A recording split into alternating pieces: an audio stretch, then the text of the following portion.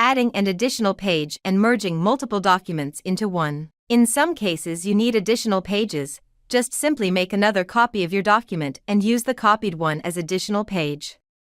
At the end you can merge the documents in one document.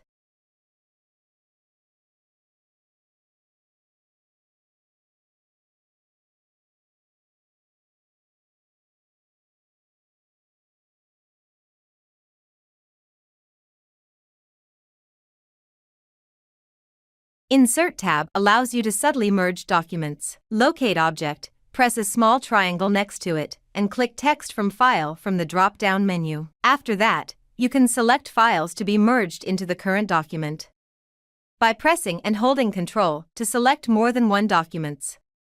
Note: documents placed at the top will be merged in the first place. Therefore, please sort and number each target document in case that you want to keep a certain sequence for your documents. Thanks for watching.